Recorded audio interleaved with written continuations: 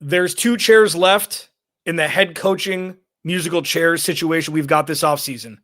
Is there only one guy for 2 chairs, which would leave the Arizona Cardinals as the odd man out? Seems like it. Let's discuss.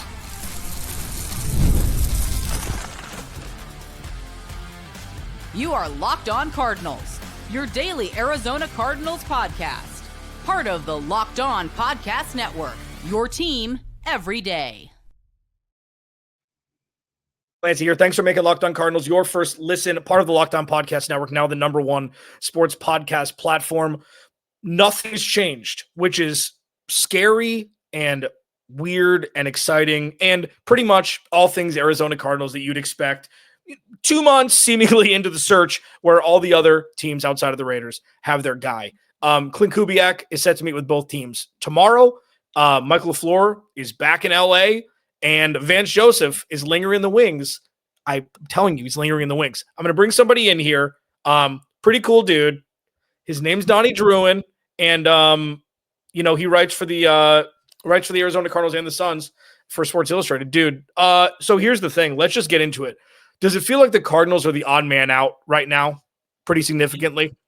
It does. By all outside reports, accounts, whatever you want to call it, it really seems like for Klint Kubiak, it is either the Raiders or go back to Seattle. And it just feels like, once again, the Cardinals are being a team almost uses leverage. I mean, we saw it with Robert Saleh. We saw it with Jeff Hafley. We saw it with a couple of other candidates who had second interviews requested from the Cardinals, but never fulfilled them. It just kind of jumped the gun and went somewhere else.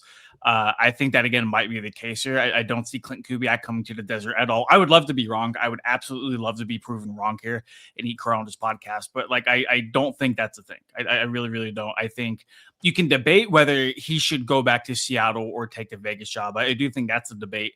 And I'm sure we'll get into Vegas and Arizona, breaking down those two respective teams, because I don't think the Cardinals are as bad as a spot of that people are making it out to be. But clearly there is something a lot of people are avoiding if the Cardinals are still one of 2 teams left that haven't filled a vacancy. We've seen 8 other organizations fire somebody and then hire somebody else too. We're about to be on their second head coaching search where they don't hire a head coach until February.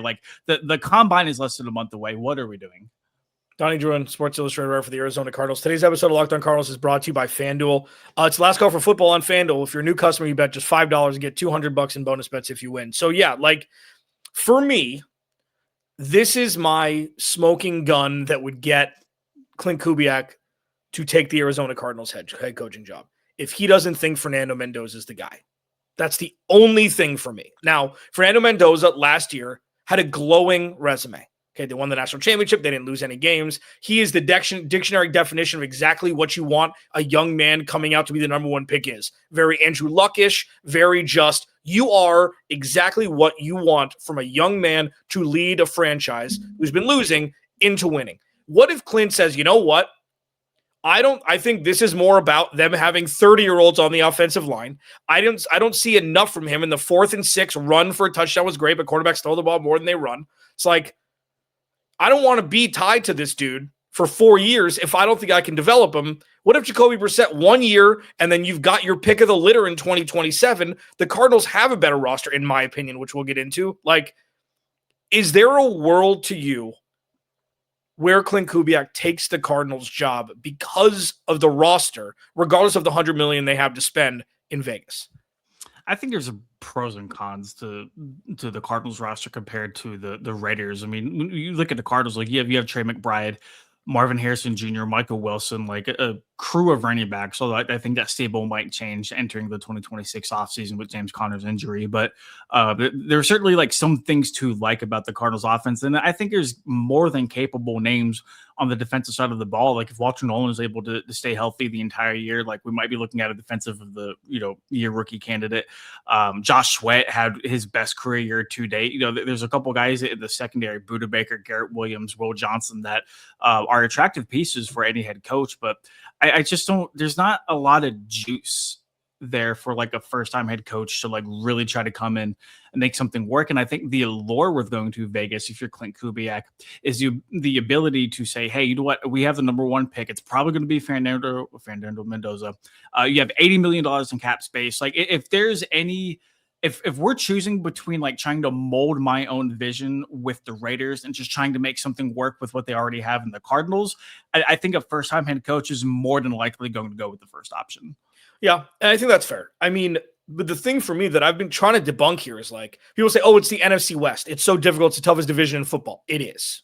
Okay, it is right now. And I argue continuously that it's not even that they're good teams now. It's that the other three organizations are some of the most stable in football, and having three of those in one division trumps how good one team is at any given point. With that said, the quarterbacks in the AFC West are better, top to bottom.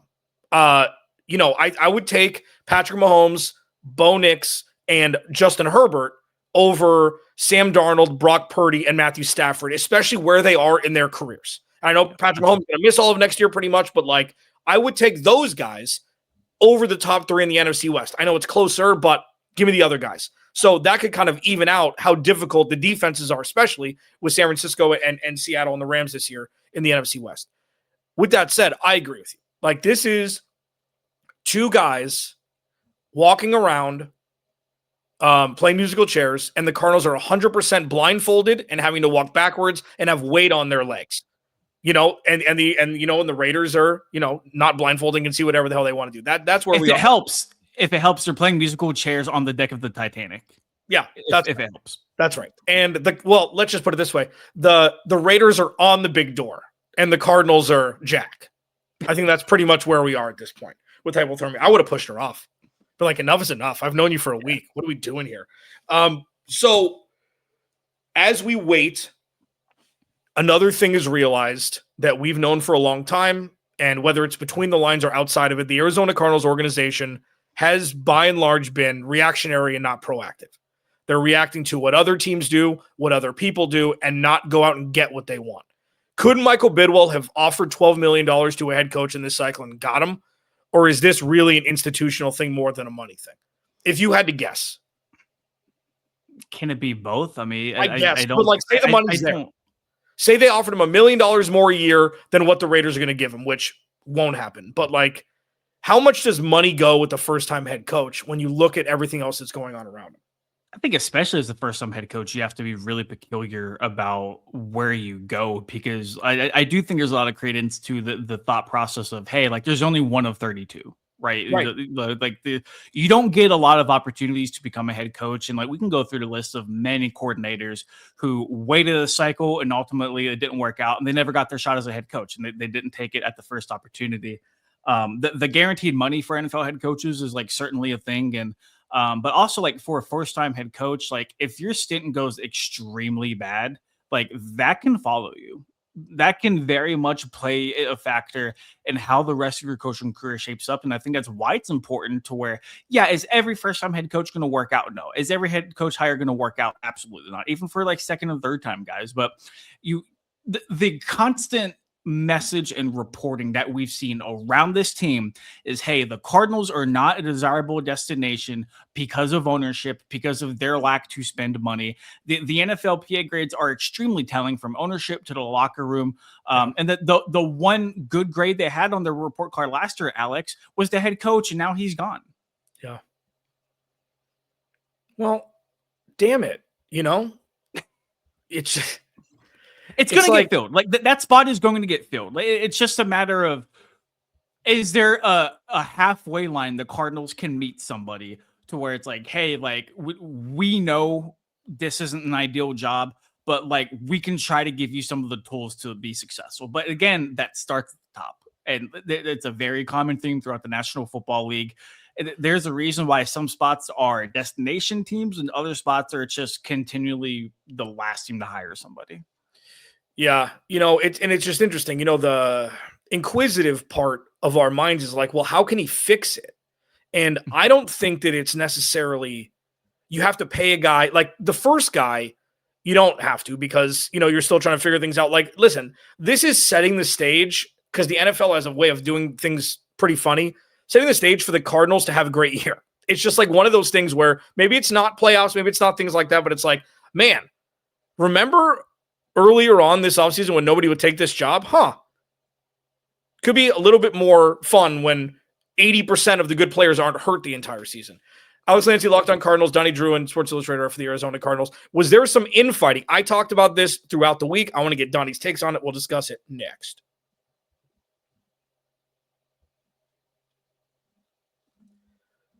This episode of Locked On Cardinals is brought to you by Bink TurboTax. It's time, man. And taxes are tough to get through. And it doesn't have to take over your life, believe it or not. This year, TurboTax is making it easier than ever just to hand things off and move on with your day. With TurboTax full service, you can have your taxes done for you by trusted local experts, start to finish, without the stress of guesswork. Instead of spending hours trying to figure out forms, you can meet with a local TurboTax expert in person or connect online, and they handle everything from W-2s to self-employed forms and work to get you every deduction. You can upload your documents, go about your day, and get updates right in the TurboTax app. And it's a huge time saver and gives real peace of mind knowing an expert's handling it. For a limited time, you can have your taxes done by a local TurboTax expert for just $150 all in if a TurboTax expert didn't file for you last year. You just got to file by February 28th. Take taxes off your plate and get back to your life. Visit TurboTax.com/lockedon to book your appointment today. Today's episode of Locked On Cardinals is also brought to you by Indeed. If you ever hired someone who looks good on paper but wasn't the right fit, you know how important that is. When you want candidates who truly match what you're looking for, trust Indeed sponsored jobs. You hiring? Indeed is all you need. Stop struggling to get your job post seen on other sites. Indeed sponsored jobs put your post on the top of the page and help you reach the right candidates faster. If I needed to hire someone for this page, I'd go straight to Indeed and be very specific about what I need. Real experience, not just a resume buzzword. And sponsored jobs boost your post to the people who are the best match for your role, and that makes a real difference. According to Indeed data, sponsored jobs posted directly on Indeed are 90% more likely to report a hire than non-sponsored jobs. So spend more time interviewing candidates who check all your boxes with less stress, less time, and more results using Indeed sponsored jobs. Listeners to this show can get a $75 sponsored job credit to help you get your job the premium placement it deserves at Indeed.com/LockedOnNFL. Indeed.com/LockedOnNFL. Go right now and support the show by saying you heard about Indeed on this podcast. Terms and conditions apply. Hiring, do it the right way with Indeed.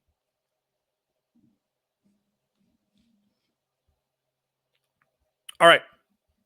Donnie Druin. Yikes. So, Yeah. Cool, man. Awesome. The Love weekend thing really sucks because it's like, well, okay, so steak 44, no appies, Monday night, no wine, no appies, steak 44. You can get the petite filet, no Wagyu, Michael LaFleur. Tuesday, interview, ghost. Oh, they're going to interview Klint Kubiak.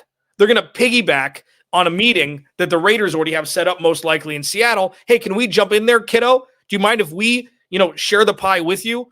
And then now you're sitting on your hands. For me, this is what I've thought it's been, and we'll follow it back up in the final segment. This is what I think the timeline was. Michael Bidwill wanted Vance Joseph right away.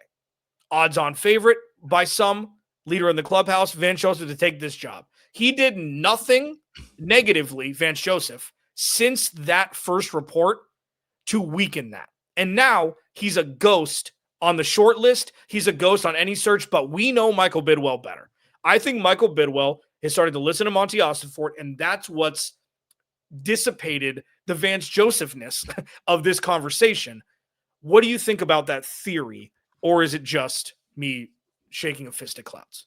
Yeah, I think there's some credence to that. I think part of the reason why Vance Joseph was such like a heavily rumored candidate to begin with was because Michael Bidwill's, I don't want to call it an infatuation, but Bidwill he's always liked Vance Joseph. That's why Vance Joseph got an interview back in 2023 whenever they fired Cliff Kingsbury.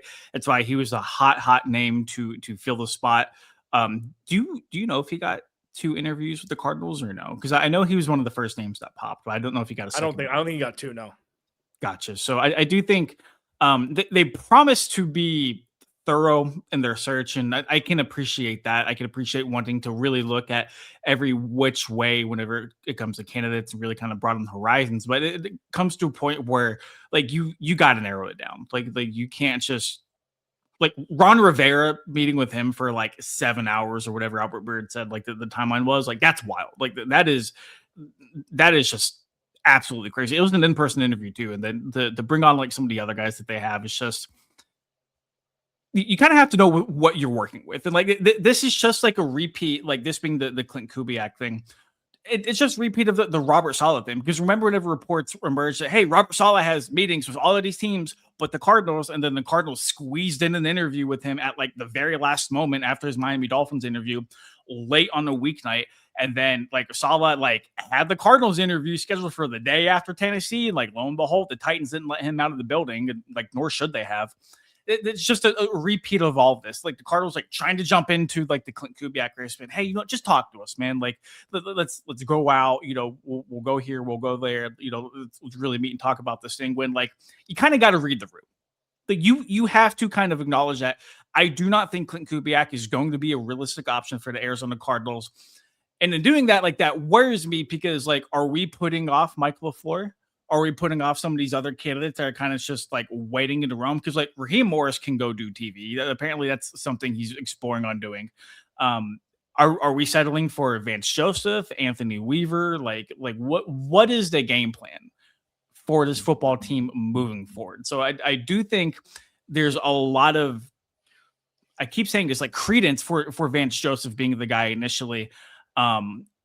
I don't think he was the guy for Monty in 2023. I don't think he was the guy for Monty in 2025. I never bought into that, but like, I think you have to look at reality. Like, I think if Michael Bidwill did have his way, Vance Joseph would at least have gotten a second interview. Yeah. It's tough because the scapegoat of this coaching cycle is Vance Joseph. Everybody's like, no, it can't be Vance. It's like, okay, what if it is? We'll talk about that in the final segment, okay? Like, Vance Joseph is a well-respected, well-traveled NFL coach, okay? He was DB coach in Miami. He came over. He was DC. The Cardinals' defense wasn't the problem the majority of the time Cliff was here. It wasn't great. They couldn't develop talent, which is my biggest knock against him. But what he's done is he's taken talent. This is a more talented roster, by and large, when everybody's healthy, than he had when he was here with Cliff, okay? I guess you could say maybe it's 50-50, but he got more young talent here. He's got a top 5 defense in Denver a couple years in a row, so he's not a slouch. But for me, I think that it's just he's the Drew Petzing of this coaching cycle. It's like, nope, got to blame somebody. You got to yell at one guy. It can't be this guy. And the crowdsourcing and the group think with fans, it's like, no, it can't be Vance Joseph. Let's just take a second. Also, the Cardinals are going to have much of an option if it's not Klint Kubiak. My question to you is two-parter. I guess they're not even. Let's go one at a time. Are you giving this next head coach a 3-year deal, a 2+1? I don't know where these 5-year deals came from. How about a 2+1? How about, you know what?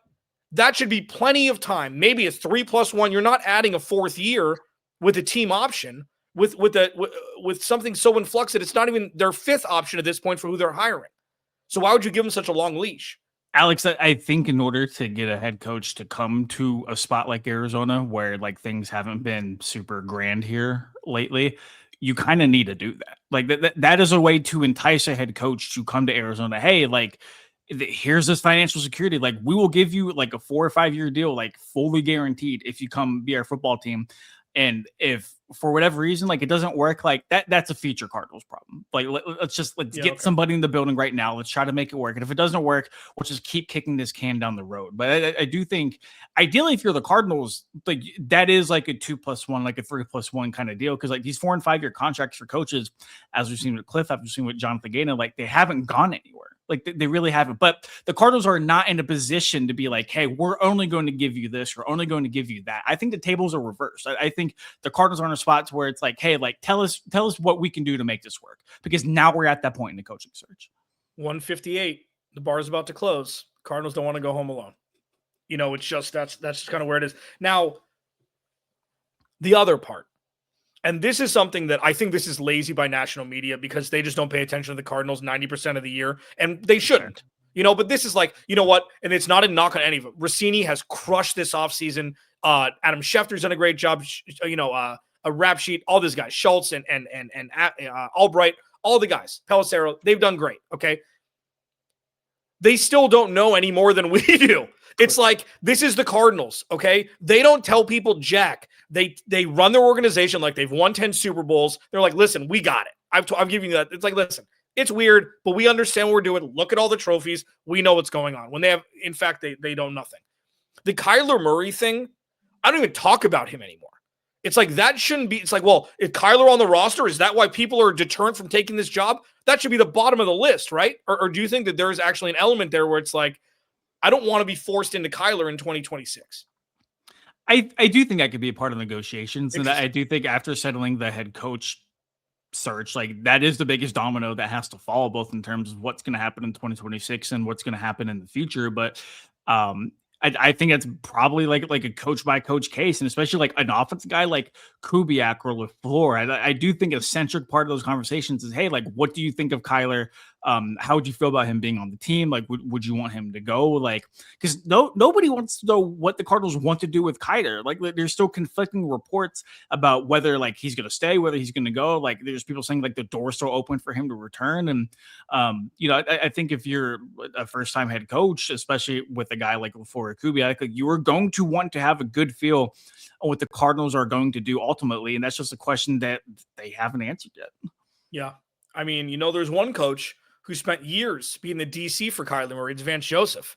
Is Vance Joseph going to be the next head coach of the Arizona Cardinals? Is it just written in the stars? Is it in the cards? I should have said it like that. We'll talk about that next. Locked On Cardinals, your team every day.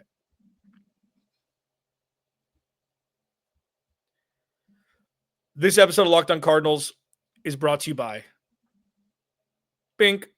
Come on. It's gonna be there. FanDuel. So there's one game left, man. And it's a week from Sunday, and it's last call. One last kickoff. Final chance to get in on the action before the NFL season officially comes to a close. This is Super Bowl 60, and FanDuel's making sure you're right in the middle of it with a special offer just in time for the biggest game of the year. Whether you're backing the favorites, riding with the underdog, or building one last same-game parlay, this is the game everybody's been waiting for. This is where predictions turn into plays, stats turn into storylines, and every snap feels bigger. It's a perfect way to cap the season and make sure that the Super Bowl is even more exciting from kickoff to the final whistle. If you're a new customer, bet just $5 and get $200 in bonus bets if you win. Make it count, because after the Super Bowl, the season's over, man. Last call for football on FanDuel, an official sportsbook partner of Super Bowl 60. Visit FanDuel.com to get started.